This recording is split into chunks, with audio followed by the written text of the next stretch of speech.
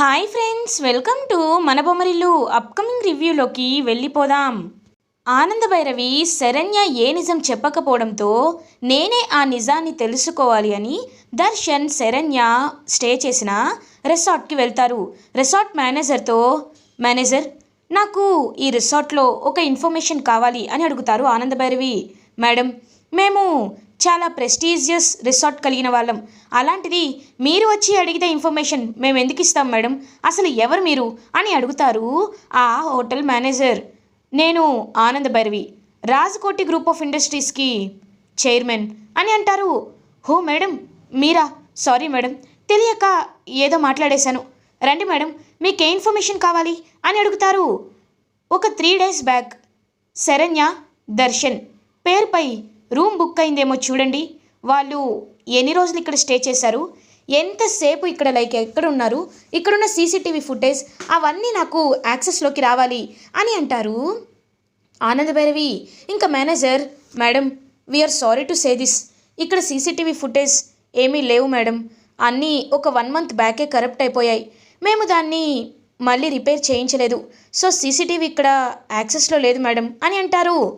షబ్బా, okay, CCTV లేకపోతే లేకపోయింది, just వాళ్ళు ఎన్ని డేస్ ఉన్నారో చెప్పండి అని అడుగుతారు ఆనంద భైరవి. ఇంకా మొత్తం వెతుకుతారు. మేడం, ఇక్కడ శరణ్య అనే పేరుపై ఓన్లీ సింగిల్ రూమ్ మాత్రమే బుక్ అయింది మేడం, కానీ దర్శన్, సమీరా పేరుపై ఒక రూమ్ బుక్ అయింది అని అంటారు. ఒక్కసారిగా షాక్ అయిపోతారు ఆనంద భైరవి. ఏంటి, సమీరానా అని అంటారు. అవును మేడం, 3 daysకి వాళ్ళు ఇక్కడ రూమ్ తీసుకున్నారు అని చెప్తారు మేనేజర్. ఒక్కసారిగా ఆనంద భైరవి షాక్ అయిపోయి, అంటే శరణ్యతో పాటు ఈ సమీరని కూడా దర్శన్ ఇక్కడికి తీసుకువచ్చాడనమాట. ఛీ, అసలు ఏం జరుగుతుంది? ఇదంతటికి కారణం ఆ సమీరనే, ఖచ్చితంగా సమీరనే కిడ్నాప్ చేయించుంటుంది శరణ్యని. ఆ సమీర పని చెప్తా అని థ్యాంక్ యూ అని చెప్పి అక్కడి నుండి బయటికి వచ్చేస్తారు ఆనంద భైరవి. ఇది ఇలా ఉండగా నైట్ అవుతుంది. దర్శన్ తన రూమ్లో ఆలోచించుకుంటూ కోపంతో రగిలిపోతూ ఉంటాడు. శరణ్య వల్లే తనకి పరిస్థితి వచ్చింది అని కోపంగా ఇంకలా చూస్తూ ఉంటారు దర్శన్. రోహిత్, లీలావతి దర్శన్ రూమ్ బయట పాపం నించొని ఉంటారు. ఆనంద భైరవి ఇంటికి రీచ్ అవుతారు. అక్క, రోహిత్, ఏం నాన్న ఇక్కడున్నారేంటి అని అడుగుతారు ఆనంద భైరవి. పిన్ని, వాడిని వచ్చినప్పటి నుండి చూస్తున్నాం, కనీసం పచ్చి మంచినీళ్ళు కూడా ముట్టుకోలేదు, ఫస్ట్ ఎయిడ్ చేస్తానంటున్నా లేదు, నాకు ఎవరి సహాయం అక్కర్లేదని వాడే ఫస్ట్ ఎయిడ్ చేసుకున్నాడు, భోజనమైనా చేస్తాడేమో రమ్మని పిలుద్దామంటే కనీసం వాడు మా మాట కూడా వినిపించుకోవటం లేదు, ఇప్పుడు ఏం చేయాలో అర్థం కావట్లేదు పిన్ని అని అంటారు రోహిత్. అంతేరా, వాడికి బాగా అజ్ఞానం కమ్ముకుపోయింది, ఏది మంచో ఏది చెడో వాడికి అర్థం కావట్లేదు, అందుకే వాడిలా తయారయ్యాడు. కానీ నేను వాడిని ఊరికే వదిలిపెట్టను కదా, వాడికి నిజాలు ఏంటో ఖచ్చితంగా నేను చూపిస్తాను, నాకు ఆ భోజనం ప్లేట్ ఇవ్వండి, నేను వెళ్తాను అని పాపం ఆనంద భైరవి దర్శన్ దగ్గరికి వెళ్తుంది. ఆనంద భైరవి దర్శన్తో, నాన్న దర్శన్ వచ్చినప్పటి నుండి పచ్చి మంచినీళ్ళు కూడా ముట్టుకోలేదంట, తిను నాన్న అని అంటుంది ఆనంద భైరవి. ఏంటమ్మా, మీరే నన్ను కొట్టించి మీరే తినిపిస్తున్నారా అని అడుగుతాడు దర్శన్. ఏంట్రా ఆ మాటలు, నేను నిన్ను కొట్టించిన వింటున్నా. చూన్నాన్న, ఇప్పుడు నీకు నిజం చెప్పడం చెప్పకపోవడం పక్కన పెట్టు, కానీ నువ్వు వెళ్తున్న దారి తప్పు, ఖచ్చితంగా అది తప్పే అని అంటారు ఆనంద భైరవి. ఏంటమ్మా, మళ్ళీ మొదలు పెట్టావా? శరణ్య తప్పు చేసి ఎక్కడికో వెళ్ళిపోతే నేను ఇంటికి వచ్చేస్తే నాపై పోలీస్ కంప్లైంట్ పెట్టి మళ్ళీ నన్నే తప్పంటావేంటి అని అంటారు దర్శన్. సరే నాన్న, సాక్ష్యాలు లేకుండా నీకు ఏ విషయం చెప్పాలని నేను అనుకోవటం లేదు, కానీ ఒక్కటి మాత్రం నిజం దర్శన్, ఒక రోజు వస్తుంది, ఆ రోజు నువ్వు శరణ్యని బాధ పెట్టి వేరే వాళ్ళని గుడ్డిగా నమ్మి ఎంత పెద్ద తప్పు చేశావో, నీ జీవితాన్ని నువ్వు ఎంత నాశనం చేసుకున్నావో తెలిసే రోజు ఖచ్చితంగా వస్తుంది. అప్పుడు నువ్వు ఎంత ఎంత ఏడ్చినా ఎంత బాధపడినా జరిగిపోయినవి తిరిగి మళ్ళీ రావు, అర్థం చేసుకో అని అక్కడి నుండి వెళ్ళిపోతారు ఆనంద భైరవి. దర్శన్, భోజనం తింటేనే ఈ అమ్మ కూడా భోజనం చేస్తుంది, లేకపోతే లేదు అని ఇంకలా చూస్తూ ఉంటారు ఆనంద భైరవి. ఇంకలా ప్లేట్ తీసుకొని భోజనం చేస్తూ ఉంటాడు దర్శన్. అనన్య ఇదంతా చూస్తూ, అబ్బో బాగానే కన్విన్స్ చేసిందిగా దర్శన్ని, అయినా వీళ్ళ గుండెలపై నేను కొట్టిన దెబ్బని ఇప్పుడప్పుడే ఎవ్వరూ మాంచలేరు, ఇంకా మీకు ఇంట్లో ఎవ్వరికీ నిద్ర పట్టదు, నేను మాత్రం హ్యాపీగా నిద్రపోతా. ఆ శరణ్య ఎక్కడ చచ్చిందో తెలీదు. ఈ దర్శన్ ఎప్పుడు ఎలా బిహేవ్ చేస్తాడో తెలీదు. అంతా నా కంట్రోల్లో ఉంది అని అనన్య హ్యాపీగా ఫీల్ అవుతుంది. ఇది ఇలా ఉండగా మార్నింగ్ అవుతుంది. ఆనంద భైరవి శరణ్య దగ్గరికి వెళ్తారు. అమ్మ శరణ్య, నువ్వు డిశ్చార్జ్ అవ్వాల్సిన టైం వచ్చింది, రామ్మా అని ఇంకా హ్యాపీగా డిశ్చార్జ్ చేసి తీసుకువెళ్తూ ఉంటారు ఆనంద భైరవి. అత్తయ్య గారు, ఈ రూట్ చూస్తుంటే మన ఇల్లులా అనిపించట్లేదే అని అంటుంది శరణ్య. అవునమ్మా, ఇది మన ఇల్లు కాదు, నిన్ను వేరే చోటుకు తీసుకువెళ్తున్నాను రా అని ఒక చోటుకి తీసుకువెళ్తుంది ఆనంద భైరవి. అత్తయ్య గారు, ఇది ఎవరి ఇల్లు అని అడుగుతారు. చెప్తానుగా రా శరణ్య అని లోపలికి తీసుకువెళ్ళి నిర్మలమ్మ అని పిలుస్తూ ఉంటారు ఆనంద భైరవి. ఆనంద, మీరేంటమ్మా ఇలా వచ్చారు అని అడుగుతారు. ఏం లేదు నిర్మల పిన్ని, నేను నిన్ను చూసి చాలా రోజులైంది కదా, అదే ఫోన్ చేశాను కదా. నా కోడలు ఒక 2 రోజులు మీ దగ్గరే ఉంటుంది పిన్ని, ఇబ్బంది పడకండి అని అంటారు ఆనంద భైరవి. అయ్యో అమ్మ, మేము కనీసం తినడానికి తిండి లేక విలవిల్లాడుతుంటే చుట్టాలే బంధాలు తెంచుకునే ఈ రోజుల్లో మమ్మల్ని గుర్తించి మమ్మల్ని ఆదరించి మాకు ఒక పని వృత్తిని కల్పించావు. ఈ సంపాదనకి మేమిలా ఇప్పుడు స్వయంగా మా చీరలు మేము నేస్తున్నామంటే దానికి కారణం నువ్వే. అలాంటిది మేము నిన్నెలా మర్చిపోతామమ్మా? నువ్వు చేయాలనుకున్న సాయం, నువ్వు అడుగుతున్న సాయం మేము ఎందుకు చేయము? తన్ని నా సొంత మనవరాల్లా చూసుకుంటాను. నీ పేరేంటమ్మా అని అడుగుతారు. శరణ్య మామగారు అని అంటుంది శరణ్య. రామ్మా రా, ఎప్పుడు భోజనం చేశావో. ఆనంద, ఇంక నువ్వేమి బాధపడద్దు, ఈ అమ్మాయిని జాగ్రత్తగా చూసుకునే పూచి నాది అని ఇంకా మా అమ్మగారు చెప్తారు. థ్యాంక్ యూ పిన్ని అని ఇంకా శరణ్య దగ్గరికి వస్తుంది ఆనంద. శరణ్య, చెప్పేది విను, నీ ఫోన్ నేను తీసుకువెళ్తున్నాను. ఇంకా నువ్వు ఎవ్వరితో టచ్లో ఉండవు. ఇప్పటికీ నిన్నింకా మేము వెతుకుతున్నాం, మాకింకా నీ ఆచూకీ తెలీదు. ఎవరి దగ్గరికి వెళ్ళొద్దు, బయటికి కూడా వెళ్ళొద్దు, ఎవరికంటా పడద్దు. ఎవరైనా మన ఇంట్లో వాళ్ళు ఇక్కడికి వచ్చే ఛాన్స్ 99% లేదు. ఒకవేళ ఉంటే మాత్రం నువ్వు దాక్కోవాలి. మన ఫ్యామిలీ మెంబర్స్కి ఎవరికీ నువ్వు ఇక్కడ ఉంటున్నట్టు తెలియకూడదు.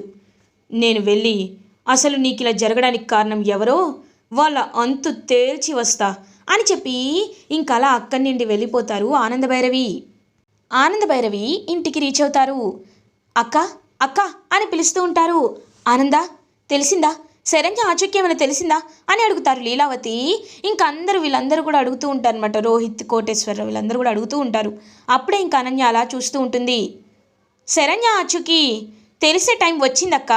ఎందుకంటే శరణ్యని అలా ఎవరైతే చేశారో, చేయడానికి సహాయం చేశారో వాళ్ళని నేను కనిపెట్టాను. దీనంతటికీ శరణ్య కిడ్నాప్ అవడానికి కారణం ఎవరో కాదక్క, సమీరా అని చెప్తారు ఆనంద. ఒక్కసారిగా అనన్య షాక్ అయిపోతుంది. ఏంటి, సమీరానా అని అంటారు లీలావతి. అవునక్క, మన దర్శన్ని ఇంకా తన మాయలోనే ఉంచుకుంది. దర్శన్కి పెళ్ళైనా సరే ఒక పీడలాగా తను దర్శన్కి దాపరించి కనీసం శరణ్యపై ఇంకా దిగజారిపోయేలా చేస్తుంది. అందుకే సమీర ఉక్కపై నేను పోలీస్ కంప్లైంట్ ఇచ్చాను. ఏ క్షణమైనా సమీరని పోలీసులు అరెస్ట్ చేయొచ్చు. ఇంకా సమీర దొరికితే తన వెనకున్న వాళ్ళు ఎవరెవరున్నారో అని అనన్య వైపు చూస్తూ అందరూ ఖచ్చితంగా దొరుకుతారు అని చెప్తారు ఆనంద భైరవి. ఒక్కసారిగా గడగడలాడుతుంది అనన్య తన రూమ్లోకి వెళ్తుంది. ఇంకా వెంటనే అనన్య ఫోన్ తీసుకొని హలో సమీరా అని అంటుంది. ఏంటనన్య, ఎందుకంత కంగారు పడుతున్నావు అని అడుగుతారు. మా అత్తయ్యకి నీ గురించి తెలిసిపోయింది. తను పోలీసులకి నీపై కంప్లైంట్ ఇచ్చిందంట. నిన్ను వచ్చే పోలీసులు ఏ క్షణమైనా అరెస్ట్ చేస్తారు. నువ్వు వెంటనే ఎక్కడికైనా పారిపో అని అంటుంది అనన్య. ఏంటి, పోలీసులు వచ్చారా? అయినా నేనేం చేశానని నాపై కంప్లైంట్ ఇవ్వడానికి అని అంటారు. అదే సమీరా, నేను నీకు ఐడియా ఇచ్చాను కదా శరణ్యని కిడ్నాప్ చేయమని. ఆ ఐడియా నువ్వు అమలు చేసినందుకు నీపై పోలీస్ కంప్లైంట్ ఇచ్చారు. నువ్వు జాగ్రత్తగా ఉండు. ఆ శరణ్యని బయటికి వదిలేమని ఆ రౌడీలకు చెప్పు అని అంటారు. అదేంటి, ఆ రౌడీలు నీకు ఫోన్ చేయలేదా అని అంటారు సమీరా. వాళ్ళ ఫోన్ కలవటం లేదు, స్విచ్ ఆఫ్ వస్తుంది. ఇప్పుడు ఏం చేయాలో అర్థం కావట్లేదు. అందుకే చెప్తున్నాను, నువ్వు కాస్త జాగ్రత్తగా ఉండు అని అనన్య చెప్పి వెనక్కి తిరిగి చూసేసరికి అక్కడ ఆనంద భైరవి ఉంటారు. ఒక్కసారిగా అనన్య షాక్ అయిపోతుంది. ఆనంద భైరవి అనన్య చెంపపై పడేలని చెప్పి ఒక్కటి కొడతారు. ఒక్కసారిగా కింద పడిపోతుంది అనన్య. అత్తయ్య గారు అని అంటే నోరు ముయ్. ఎవరి నీకు అత్తయ్యా? నా కుటుంబాన్ని నాశనం చేయడానికి ఇలా ఇన్ని ప్లాన్లు వేస్తున్నావా? శరణ్యని కిడ్నాప్ చేయించి శరణ్య బతుకుతో ఆడుకొని ఇటువైపు దర్శన్ ఆ సమీర కలిసేలాగా నువ్వే కదా ప్రయత్నాలు చేస్తున్నావు అని అనన్య గొంతు గట్టిగా పట్టుకుంటారు ఆనందభైరవి. చూడండి, మీరు నన్ను చంపేసినా జరగాల్సింది జరిగిపోయింది. ఇప్పుడు శరణ్య ఎక్కడుందో కేవలం నాకు మాత్రమే తెలుసు. మీరు నన్ను చంపితే శరణ్య కూడా చస్తుంది అని అంటుంది ఆనందభైరవితో అనన్య. వెంటనే ఆనందభైరవి వదిలేస్తుంది. ఇంకా నవ్వుతూ ఉంటుంది అనన్య. చూసారా మిమ్మల్ని ఎలా దెబ్బ కొట్టానో? ఇప్పుడు మీరు నేను చెప్పినట్టు చేయాలి, అప్పుడే శరణ్య మీ దగ్గరికి వస్తుంది అని అంటుంది అనన్య. ఏంటి మళ్ళీ చెప్పు అని గట్టిగా నవ్వుతూ ఉంటారు ఆనందభైరవి. ఒక్కసారిగా అనన్య షాక్ అయిపోతుంది. ఏంటి నాతోనే గేమ్స్ ఆడుతున్నావా? నీకొక విషయం తెలుసా? శరణ్యని నేను ఒక సీక్రెట్ ప్లేస్లో దాచిపెట్టాను. శరణ్య ఎక్కడుందో ఇప్పుడు నాకు తెలుసు, కాబట్టి నువ్వు నన్ను ఏం చేయలేవు అని అంటారు ఆనందభైరవి. ఒక్కసారిగా మైండ్ బ్లాక్ అయిపోతుంది అనన్యకి. ఆల్రెడీ ఈ పాటికి ఆ సమీర దగ్గరికి పోలీసులు వెళ్ళే ఉంటారు అని అంటారు ఆనందభైరవి. ఇంకా వెంటనే సమీర అయితే అక్కడికి వెళ్తుందనమాట. వెళ్ళి పారిపోతూ ఉంటే పోలీసులు సమీరని అరెస్ట్ చేస్తారు. సమీరని అరెస్ట్ చేసేలా జైలుకి తీసుకువెళ్తారు. చూడు, నీకు శిశుపాలుడికి 100 తప్పులు చేసినంత వరకు ఛాన్స్ ఇచ్చినట్టు నీ తప్పుల్ని కూడా కప్పి పుచ్చుతున్నానంటే దానికి కారణం మా అక్క, మా బావగారు, మా కొడుకు రోహిత్. వాళ్ళకి నీ గురించి తెలిస్తే వాళ్ళ గుండె ఆగిపోతుందనే చెప్పటం లేదు. కానీ ఒకటి, ఇదే నీకు ఆఖరి అవకాశం. ఇంకొకసారి నా కుటుంబం జోలికి వచ్చి, నా కోడలు జోలికి వచ్చి ఇంటి పరువు తీయాలనుకుంటే మాత్రం చెప్పను. ఒక శవం గల్లంతైందని న్యూస్లో చూస్తావు, చూడ్డానికి కూడా నువ్వు బ్రతికుండవు అని చెప్పి అక్కడి నుండి వెళ్ళిపోతారు ఆనందభైరవి. ఒక్కసారిగా అనన్య షాక్ అయిపోతుంది. ఏంటి, ఆ శరణ్య తప్పించుకుందా? అయ్యో, ఇదేంటి ఇలా జరిగింది? అంతా సెట్ అయిపోయింది. కరెక్ట్గా చేసేలోపు ఏం చేయాలి, ఇప్పుడు ఏం చేయాలి అని ఆలోచిస్తూ గడగడలాడుతూ ఉంటుంది అనన్య. ఇది ఇలా ఉండగా సమీరని పోలీస్ స్టేషన్కి తీసుకువెళ్తారు పోలీసులు. ఇంకా ఆనందభైరవి కూడా పోలీస్ స్టేషన్కి వెళ్తారు. ఏంటి సమీరా, మైండ్ బ్లాక్ అయిందా? నువ్వు చేస్తున్న తప్పుల్ని ఎవరు పట్టుకోలేరని బాగా పొగరిపోయినట్టున్నావు. ఇప్పటికైనా అర్థమైందా అని అంటారు ఆనందభైరవి. ఏంటండి, ఏంటి మీరు? నేనేదో తప్పు చేశానంటున్నారు, కానీ మీ కూతురు ఎలాంటిదో మీకు తెలీదా అని మీ కోడలు ఎలాంటిదో మీకు తెలీదా అని అడుగుతుంది సమీరా. ఏంటి, ఏమంటున్నావు నువ్వు అని అడుగుతారు ఆనందభైరవి. అవును, కావాలంటే ఈ ఇన్స్పెక్టర్ని అడగండి అని అంటారు. మేడం, మీరు చెప్పిన సమీరాని మేము అరెస్ట్ చేశాం, కానీ శరణ్య అనే అమ్మాయి ప్రాస్టిట్యూషన్ కేసులో ఇరుక్కొని ఒక రోజంతా జైల్లోనే ఉంది మేడం అని అంటారు. ఏంటి, నా కోడలు ప్రాస్టిట్యూషన్ కేసులో ఇరుక్కుందా? నో, నేను నమ్మను అని అంటారు. మీరు నమ్మకపోతే ఎలా? అదే నిజం అని అంటుంది సమీరా. ఇంకా సమీరా చెంపపై కొడతారు ఆనందభైరవి. ఏయ్, నువ్వే ఏదో చేసుంటావు. నా కోడలు నిప్పు. నా కోడలిపై అంత నీచమైన కేసు పెట్టడానికి నీకు కొంచెం కూడా సిగ్గు మనస్సాక్షి లేదా? అయినా ఖచ్చితంగా ఇది నువ్వే చేశావని నాకెందుకో అనుమానంగా ఉంది అని మళ్ళీ ఆనందభైరవి సమీరపై చెయ్యి ఎత్తబోతుంటే ఆగమ్మా అని ఒక సౌండ్ వినపడుతుంది. వెనక్కి తిరిగి చూసేసరికి అక్కడ దర్శన్ని చూసి ఒక్కసారిగా ఆనంద షాక్ అయిపోతుంది. సమీర పొగరుగా నవ్వుతూ ఉంటుంది. అమ్మా, ఏంటిది? నన్నేమీ చేయలేక నన్ను టార్చర్ పెట్టింది చాలక ఇప్పుడు సమీరను కూడా టార్చర్ పెట్టాలనుకుంటున్నావా నువ్వు? సమీరను ఎందుకు అరెస్ట్ చేయించావు అని అడుగుతారు దర్శన్. నాన్న దర్శన్, నీకు సమీర గురించి తెలియదురా, ఇది రాక్షసిరా అని అంటారు ఆనందభైరవి. అవునమ్మా, నీకు ఆ శరణ్య తప్ప అందరూ రాక్షసుల్లాగే కనబడతారు. ఆఖరికి ఈ కొడుకు కూడా నీకు రాక్షసుల్లాగే కనబడ్డాడు, అవును కదా అని అంటాడు దర్శన్. నాన్న, నీకు ఎలా నిరూపించాలిరా అని అంటుంది ఆనందభైరవి. అమ్మా, నాకేమీ నిరూపించాల్సిన అవసరం లేదు. నాకు సమీర జరిగిందంతా చెప్పింది. ఆ శరణ్య అలాంటి నీచమైన కేసులో అరెస్ట్ అయ్యే జైలుకు వెళ్ళింది, అందుకే తను కనిపించకుండా పోయిందనే విషయం నాకు తెలుసు. ఈ విషయం చెప్తే మీరందరూ బాధపడతారనే నేను ఈ విషయాన్ని చెప్పకుండా మీ దగ్గర దాచిపెట్టాను. ఇప్పటికైనా నీ కోడలు ఎంత నీచమైనదాయో అర్థం చేసుకొని వచ్చేమ్మా అని అంటారు దర్శన్ అని చెయ్యెత్తుతుంది ఆనందభైరవి. ఇంకా దర్శన్ చూస్తూ ఉంటాడు. చెయ్యి దించేస్తుంది. చూడు దర్శన్, నీకేమీ తెలియక మాట్లాడుతున్నావు. ఇప్పుడే నేను నిరూపిస్తాను చూడు. ఇన్స్పెక్టర్ గారు అని అంటారు ఆనందభైరవి. మేడం అని అంటారు ఇన్స్పెక్టర్.